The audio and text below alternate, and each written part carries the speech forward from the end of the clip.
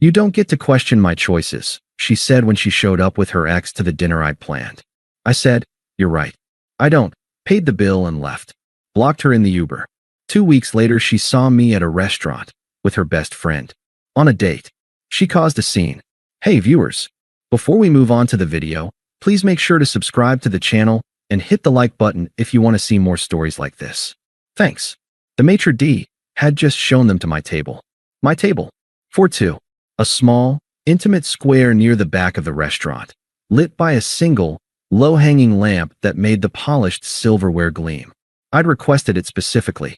Now, Chloe sat in the chair I'd been picturing her in for a month, smiling up at me with a look I couldn't quite parse. And Mark's hand was resting on the back of her chair. My feet stopped moving. The gentle hum of conversation, the clink of glasses, it all sharpened into a painful, high-definition focus. Mark. Her ex. The one with the motorcycle and the condescending stories about his artisan coffee import business. The one she'd assured me, 6 months ago, was completely out of the picture, baby. He's so toxic. Alex.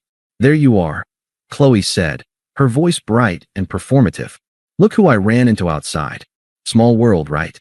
Mark gave me a slow, once over, his lips curling into a smile that didn't reach his eyes. Hey man, hope you don't mind the intrusion. Chloe said it was a casual thing. My brain was a buffer wheel, spinning, failing to load the appropriate response. This wasn't the script. The script was, I'd arrive first, nervous. She'd walk in, looking stunning in the little black dress I knew she'd wear. We'd toast 3 years. I'd give her the pearl earrings currently burning a hole in my jacket pocket, a modest splurge for the woman who'd told me, just last month, that she was finally ready to move in together. I'd spent 3 weeks planning this. Bistro Lumiere. The name alone had made her swoon when she'd tagged it in an Instagram story.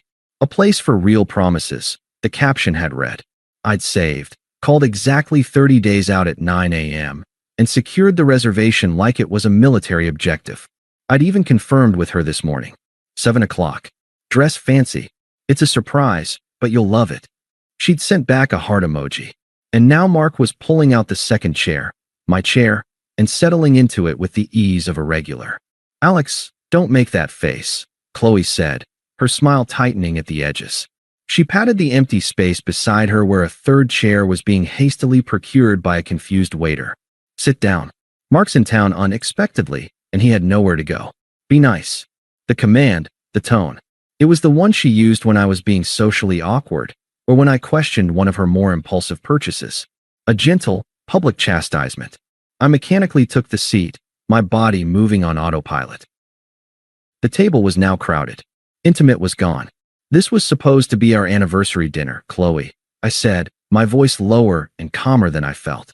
Inside, a tectonic plate was shearing off. She waved a hand, her bracelets jangling.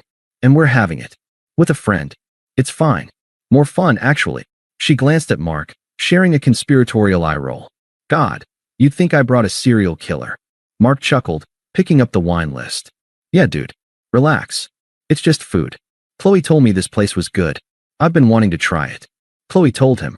The words landed like stones. She'd talked to him about this place. Our place. My planning, my surprise, had been a topic of conversation between them. The waiter arrived, hovering with palpable discomfort. Can I get you gentlemen a drink to start? Perhaps a bottle for the table? I'll have a Macallan 18. Neat, Mark said, without looking up from the menu. We'll have a bottle of the Pinot Noir, Chloe said, pointing to the second most expensive option.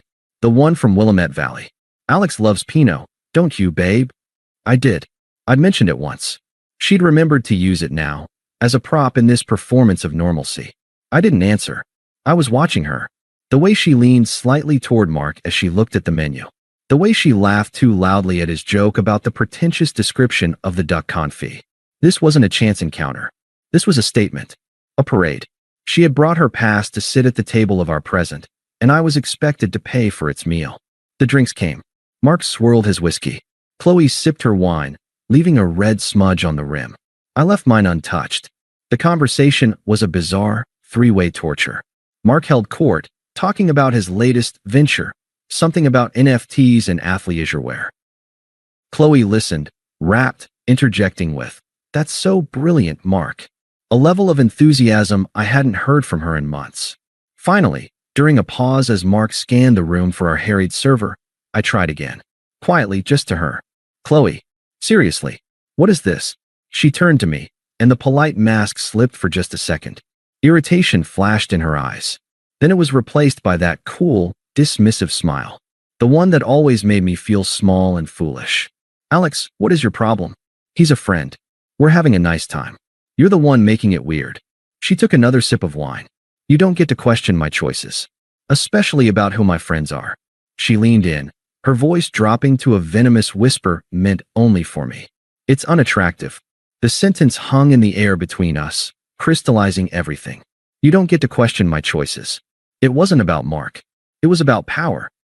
It was about her asserting, in the most humiliating way possible, that her allegiance, her respect, was something I had to earn by silent compliance. And I had just failed. The noise of the restaurant, which had been a roaring in my ears, suddenly drained away into a silent, clear vacuum. I looked at her, really looked, and I didn't see the woman I loved. I saw a stranger performing an act of casual cruelty. I saw the 3 years of support, of listening to her work dramas, of driving across town at midnight for her favorite ice cream when she was sad, of planning a future. I saw it all being tossed onto the table like a used napkin. A profound, chilling calm settled over me. The confusion, the heartbreak, the rage, they were still there, but locked behind a thick pane of glass. I was on the outside now, an observer. I pushed my chair back. The legs scraped softly on the hardwood floor. Chloe looked up, annoyed. Mark raised an eyebrow, a smirk playing on his lips, expecting a scene. I didn't give him one. I stood up, adjusted my jacket, and caught the waiter's eye with a small nod. He hurried over. Yes, sir? Is everything? Could I have the bill for everything ordered so far, please? My voice was flat, polite, utterly devoid of emotion. Alex, what are you doing?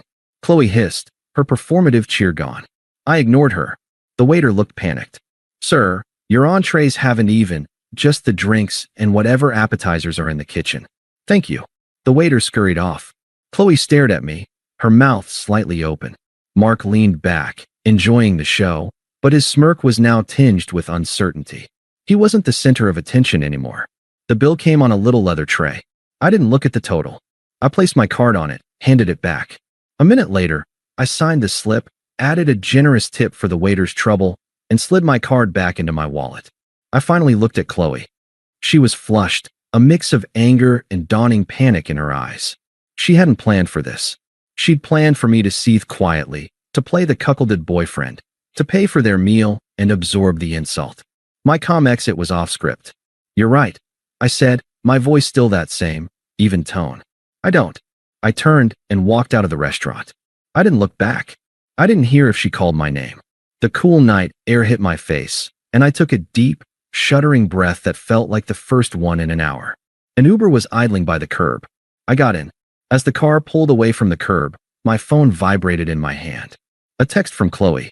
Really? You're just going to leave? That's so immature. I looked at the words on the glowing screen. I felt nothing. No sting, no urge to reply. It was just noise from a place I had already left. My thumb moved with a mechanical certainty. I opened her contact. Block this caller. A confirmation prompt appeared. Yes. I went to Instagram. Found her profile. Block. Facebook. Block. With each tap, a weight lifted. Not the weight of grief. That would come later, but the weight of her access to me. The weight of her judgment, her dismissal, her choices. The city lights blurred past the window. The driver had some soft jazz playing. I leaned my head against the glass. The dinner was over. The relationship was over. All that was left was the quiet, echoing space where the future used to be, and the first, faint sense of something that, in time, might feel like freedom. The silence in my apartment was a physical thing. It had a weight, a texture. It was the opposite of the noisy restaurant. It was hollow, and it echoed. For the first 48 hours, I moved through it like a ghost. I didn't cry. I didn't smash anything. I just existed in the negative space she had left. I'd wake up and for one merciful second, I'd forget. Then the memory would return. The sight of Mark's hand on her chair, the feel of that third, cramped seat, the cold finality of her words. It's unattractive. A hot, Sick shame would wash over me, followed by a rage so pure it made my teeth ache. I'd given her a sacred night, and she'd turned it into a joke. A power play. I'd been her straight man in a cruel comedy for two. But I had one rule, etched in steel in my mind. Do not reach out. Reaching out would be oxygen to her narrative. It would be proof I was emotional, immature, making a big deal out of nothing. My silence was my only weapon, my only dignity. So I sat in it. I let the waves of hurt and anger crash over me, and I didn't pick up the phone. I called my friend Ben, not a mutual friend. Ben was from college, lived across town, and thought Chloe was high maintenance, but had always kept it to a raised eyebrow. I didn't give him the dramatic play-by-play, just the facts. She showed up to our anniversary dinner with her ex, said I didn't get to question her choices. I left and blocked her. Ben was silent for a long moment on the other end. Then, a low whistle. Jesus, Alex. That's calculated. You okay? No, I said honestly. But I will be. Just needed someone to know. He didn't offer platitudes. He said, come lift weights tomorrow at 7. Grunt at things. It helps. I went. I grunted. The physical exhaustion was a cleaner pain than the mental spiraling. I threw myself into work, taking on a complex data analysis project that required total focus. I cleaned my apartment until it shone, purging it of any trace of her. A forgotten hair tie on the nightstand, a half-empty bottle of her favorite conditioner in the shower. Each item felt like disarming a bomb. I placed them in a grocery bag and put it in the storage locker downstairs. Out of sight, but not yet out of mind. The grief was there, but it wasn't for her. Not the her who sat across from me at Bistro Lumiere. It was for the idea of her. The woman who used to curl into my side on the couch and tell me about her dreams. The one who'd cried when I nursed her through the flu. I missed that Chloe with a ferocity that was terrifying. And then I'd remember her cold smile, and the mist would curdle into a deep, profound sense of stupidity. How had I not seen this capacity in her? Day 3. My phone buzzed with a notification. A text from an unknown number. The preview lit up my lock screen. Unknown number. Are you seriously still sulking? It was just dinner. You overreacted. We need to talk. My heart hammered once, a dull, painful thud. Not from hope, but from the violation. She'd gotten a new number. The tone was vintage Chloe, dismissive, minimizing, the blame neatly placed at my feet. Sulking. Overreacted. I didn't open it. I swiped the notification away, went into my phone settings, and blocked the new number. The action was becoming familiar. A strange, sick part of me had almost been waiting for it. This was her script. I was supposed to be begging for an explanation by now. My silence was forcing her to write new lines, and she didn't like it. Day 5. Another new number. This one came in the evening. Unknown number. Mark's gone. Back to whatever city he's failing in this month. Can we talk? This is childish, Alex. You're throwing away 3 years over a misunderstanding. Childish. The word was a spark to tinder. I felt the heat in my cheeks. She'd brought a grenade to our relationship, pulled the pin, and was now calling me childish for not wanting to hold the shrapnel. And the detail about Mark being gone, it wasn't an apology. It was inventory. The toy I used to hurt you is put away now, so stop crying. I blocked this number too, my thumb hitting the button with more force than necessary. Misunderstanding. Right. I understood perfectly. Day 7. I was making coffee when my landline rang. I almost never used it. Only telemarketers and family. I picked it up. Hello. A pause. Then her voice, strained and oddly formal. Alex. It's me. I said nothing. I just listened to the silence on the line, the faint sound of her breathing. Look, she continued, rushing now. I'm calling to say I'm sorry. Okay. I'm sorry if you got the wrong idea. It wasn't what you thought. Mark was he was in a bad place. I was being a friend. You're being really unfair, cutting me off like this. We need to discuss this like adults. Call me back. The message hung there. A masterpiece of non-apology. I'm sorry if you got the wrong idea. Not, I'm sorry I deliberately humiliated you. It wasn't what you thought. It was exactly what I thought. You're being really unfair. The ultimate reversal. The victim casting herself as the wrong party. I placed the handset back in its cradle without a word. I didn't slam it. I just set it down. Then I walked over, unplugged the phone from the wall, and coiled the cord. I put it in a drawer. The silence returned, deeper now. Day 10. My personal cell rang. The screen showed Sarah, Chloe's best friend, the architect of countless girls' nights, the sympathetic ear when we had fights, the one who'd told me last Christmas, "You're so good for her, Alex. She's lucky to have you." My first instinct was to ignore it, but a colder, more curious part of me wondered what the talking points would be. I answered, "Alex, hey." Sarah's voice was all contrite warmth. How are you holding up?" "I'm fine, Sarah. What can I do for you?" I kept my tone neutral, polite. The tone you'd use with a client's assistant. She sighed, a performative, weary sound.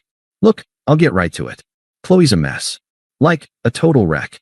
She feels awful." I waited. She knows she messed up. That thing with Mark, it was a huge misunderstanding. He manipulated the situation. You know how he is. She was just trying to be nice, and it backfired. She just wants to see you, to apologize properly. Face to face. This silence is killing her. I looked out my window at the city skyline. The sun was setting. "Sarah, I appreciate you calling." "I do. But there's no misunderstanding to clarify. She made a choice to bring another man to a private anniversary dinner I planned for us. She chose to speak to me with contempt when I was hurt. The relationship is over. I'd prefer not to discuss it further." The line was quiet for a beat. My calm, unbroken delivery had thrown her. She was expecting anger, or grief, or at least an argument. She wasn't prepared for a simple statement of fact. "But, you guys were so good together," she protested, her voice rising slightly. 3 years, Alex. Don't you miss her? Don't you love her anymore?" This was the core of it. The emotional blackmail. The idea that love meant tolerating boundless disrespect. I felt a sudden, clear pity for Sarah. She lived in Chloe's orbit, where this logic probably made sense. "I missed the person I thought she was," I said, my voice still even. "I don't know the person who did that. And that's the person I'd be talking to now. So no, I'm not interested. Please don't call me again to mediate." "Alex, wait. Goodbye, Sarah." I ended the call. I didn't block her number. Not yet. But I placed the phone back on the table. The evening stretched before me, quiet and mine. The first wave of her assault, the dismissive texts, the pleading voicemail, the flying monkey envoy, had broken against a wall of simple, unresponsive silence. She was still talking, still performing. But I was no longer in the audience. I had left the theater. The pain was still a dull ache, a phantom limb. But it was mine now. It wasn't something she could poke and prod for a reaction. I sat in the quiet, and for the first time, it didn't feel hollow. It felt like peace, fragile and earned, and I was determined to protect it. The silence became a habit, then a preference. The world, which had narrowed to the pinpoint agony of that dinner table, began slowly, stubbornly, to widen again. I didn't heal in a straight line. Some mornings, the anger was a cold stone in my gut. Others, a hollow sadness would catch me off guard in the cereal aisle. But I was moving. Ben's gym sessions became a ritual. The data project at work was a labyrinth I could get lost in, and my boss noticed, praising my focus. I'd built a fragile, quiet life in the ruins. A week after the call with Sarah, Ben and I were finishing a set of deadlifts when he wiped his face with a towel and said, casually, "Heard a thing from Katie, you know, who works with Chloe's cousin." I braced myself, setting the bar down. "Yeah. Turns out Prince Charming Mark was literally couch surfing. Convinced Chloe to let him crash at her place for a couple nights after your incident. Lasted 4. Borrowed $300 for a business opportunity. Then ghosted. Phone disconnected. Socials gone." I leaned against the rack. I felt no schadenfreude. Just a weary validation. He hadn't wanted her. He'd wanted a soft place to land and some walking around money. She'd traded 3 years of stability for a grift. The kicker, Ben continued, watching my reaction, is that Chloe's telling people you abandoned her in her time of need. That you were looking for an excuse to bail and used the dinner thing as your out. She's playing the victim. Hard. That, finally, sparked something. Not anger, but a profound disgust. The sheer audacity of the rewrite. She was erasing her own cruelty and painting my dignified exit as a coward's flight. My silence, which had been my shield, was being used as a weapon against me in the court of mutual acquaintances. "Let her talk," I said, my voice flat. "The people who matter will see it." Ben nodded, respecting my stance. But I knew the score. Reputations are fragile. Hers was now a project, and she was working overtime. 2 days later, my phone buzzed with a text. Sarah. I expected another round of lobbying, prepared to ignore it. But the preview was different. Sarah, hey. I know this is weird, and I'm probably the last person you want to hear from, but I need to apologize. I stared at it for a full minute. Then I opened it. Sarah, I called you as a friend. Chloe's friend. I didn't have the full story. She told me you stormed out over nothing and were giving her the silent treatment to punish her. She made it sound like you were controlling. Sarah. Then last night, she was crying at my place, trying to prove how casual the dinner was. She forwarded me the reservation email you sent her. The subject line wasn't dinner plans. It was anniversary dinner reservations, Bistro Lumiere. Sarah, I felt like an idiot. And like I was used. I'm sorry, Alex. Truly, what she did was cruel. I wouldn't have called if I'd known. The words were a small earthquake in the quiet landscape of my new life. This wasn't manipulation. It was a capitulation. An admission that she, too, had been fed a narrative. The forwarded email was the kill shot. A piece of objective evidence Chloe, in her self-pity, had accidentally weaponized against herself. I didn't reply immediately. I let it sit. I thought about the Sarah I knew, not as Chloe's appendage, but as a person. She was sharp, often quietly observing while Chloe held the spotlight. She had a dry wit Chloe didn't always get. She'd been a constant in the background of our relationship, usually rolling her eyes fondly at Chloe's dramatics. But this wasn't a fond eye roll. This was a line being seen and crossed. After an hour, I typed back. Me, apology accepted. Thank you for telling me. I hope you're okay. Her reply was swift. Sarah, I'm embarrassed. And pissed off. Not at you. At being a pawn. She's spinning this epic tragedy, and I was handing her the tissues. Me, it's what she does. The narrative always has to favor her. Sarah, God, yes. That's it exactly. It's exhausting. A pause. Then, Sarah, look, I know this is beyond awkward. But if you're willing, coffee? As two people who got played by the same maestro? No agenda. Just clearing the air so it's not a weird thing hanging in the world. I considered it. There was risk. It could be a trap, an elaborate ambush. But my gut said no. The detail about the email subject line was too specific, too damning for Chloe. Sarah was risking her friendship by even admitting she'd seen it. I agreed. We met at a neutral, busy coffee shop far from either of our neighborhoods. She was already there, looking nervous, stirring a latte. When I approached, she gave me a small, hesitant smile that held no artifice. Thanks for coming, she said. Thanks for the honesty, I replied, sitting. The conversation was stilted at first, orbiting the weather, the coffee. Then she sighed, setting her spoon down. I really am so sorry, Alex. For the call. I felt like a puppet. She was crying, saying you'd ghosted her over an innocent mistake, and I just defaulted to support mode. It's my pattern with her. But seeing that email, it wasn't a mistake. It was a targeted strike. I nodded. It was a demonstration. To show me my place. And to show him he still had a claim. It's sociopathic when you say it out loud, she murmured, paling slightly. And the stuff she's saying now, about you being insecure, about you possibly cheating first, it's getting uglier. That was new. The narrative was evolving, escalating to justify her victimhood. I felt a distant chill. Let her talk. I repeated, though it felt less certain now. It's just, I've known her since college. The drama, the need to be the center, it was always there. But it was usually harmless. This is different. This is cruel. And seeing it directed at you, who was always so patient with her. She trailed off, looking genuinely distressed. I think I've been a bad friend. To both of you. Enabling her, and not seeing what it cost you. Her self-awareness was disarming. We talked for an hour. Not just about Chloe, but about the fallout. How I was coping. How she was reassessing their friendship. I found myself relaxing. She asked questions and actually listened to the answers. There was no performance. It was just two people in the debris field of the same emotional bomb, comparing notes. We parted with a slightly less awkward smile. Thanks for the sanity check, she said. Anytime, I replied, and meant it. The text started a few days later. Not frequent. A funny meme about Bistro Lumiere's overly ornate menu descriptions.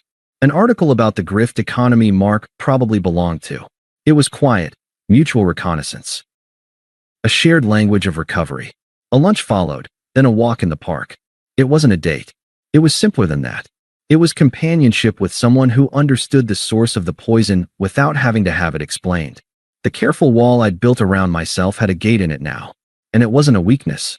It felt, strangely, like a part of the strength. 3 weeks after the dinner, Sarah and I were at a cozy, unpretentious Italian place known for its pizza. We'd finished a shared salad and were debating pepperoni versus sausage. We were laughing. Actually laughing. The sound felt foreign and good in my throat. She was telling a story about a disastrous work presentation, her hands animated, her eyes bright. I was leaning in, listening. I was, for the first time in a month, not looking backward. I was just here. And then, the atmosphere at our table changed. A sudden drop in pressure. Sarah's smile froze, then faded. Her eyes flickered over my shoulder, widening slightly. I knew before I turned. Chloe stood 5 feet from our table. She wasn't alone. A woman from her spin class stood behind her, looking mortified. Chloe's face was a mask of perfect, porcelain shock that was rapidly cracking, revealing the raw, furious betrayal beneath. Her eyes were huge, darting from me to Sarah's hand which was resting on the table near mine. The entire restaurant seemed to hush, senses tuned to the impending detonation. What the hell is this? Chloe's voice wasn't a shout. It was a razor-sharp whisper that carried to every corner of the room. It was packed with so much venom it seemed to distort the air around us. Sarah withdrew her hand, not guiltily, but as if bracing for impact. "Chloe," she said, her voice calm but tight. I didn't stand. I slowly turned in my chair to face her fully. I felt that same, profound calm from the bistro settle over me. The protective glass was back. She was on the other side, in a different world. "Alex." Chloe's gaze drilled into me, demanding an answer, an explanation, a submission. "Sarah? My best friend? Are you kidding me?" The last word cracked, rising in volume. "We're having dinner, Chloe," I said. My voice was quiet, measured, a stark contrast to her vibrating intensity. "You're interrupting." It was the wrong thing to say. It was the truthful thing to say. It detonated her. "Having dinner?" She took a step closer, her finger jabbing the air between us. "You're on a date. With her. Is this your pathetic revenge, Alex? You couldn't handle me being happy, so you crawl to my best friend? You sick, pathetic." "Chloe, stop." Sarah's voice cut through, firm now. "It's not like that. Don't you dare speak to me." Chloe shrieked, her focus whipping to Sarah.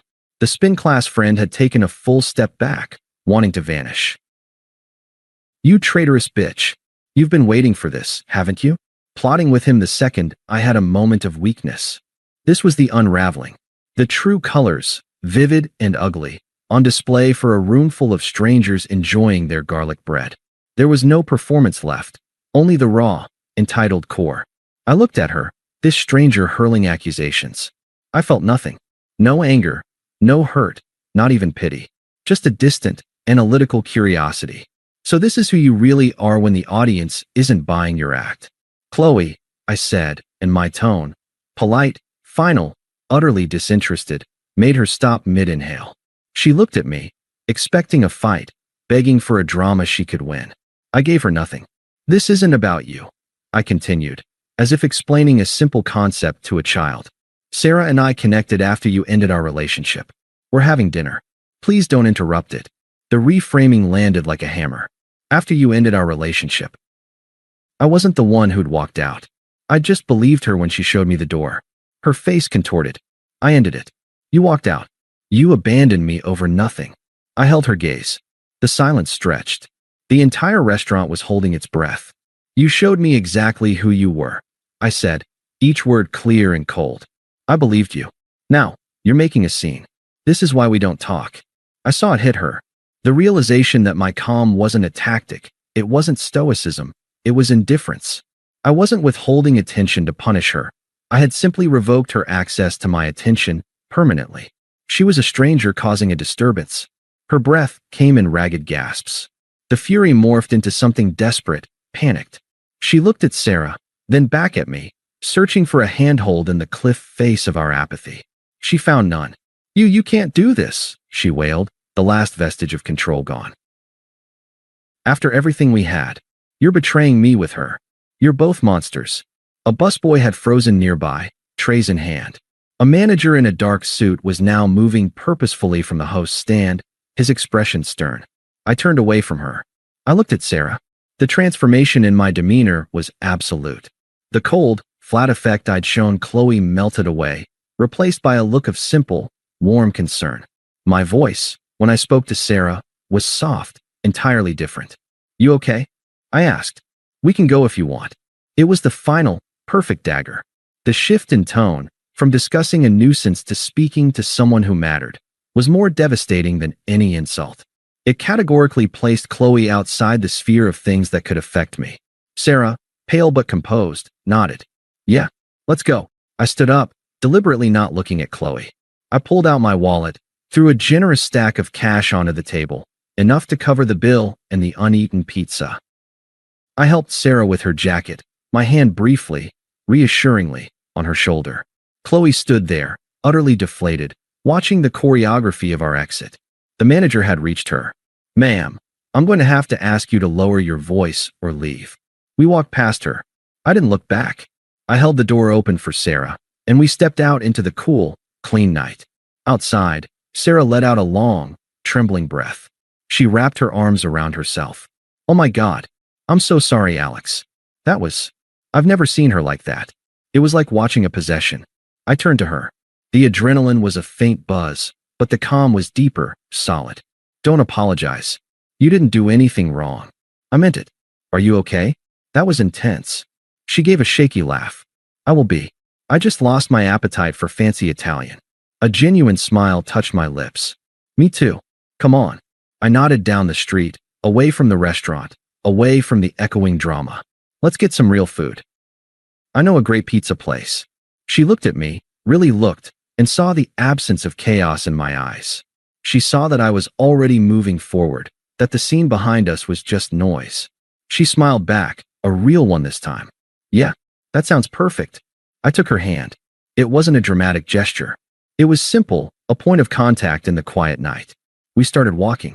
Behind us, the muffled sound of the manager's firm voice and a single, hysterical sob faded into the city's hum, becoming just another insignificant sound in the tapestry of a life I no longer lived. I didn't think about Chloe. I didn't wonder what she'd do next. I thought about whether I wanted mushrooms on the pizza. I thought about the warmth of Sarah's hand in mine. I thought about the quiet peace of the last few weeks, and how it wasn't an absence anymore, but something being built.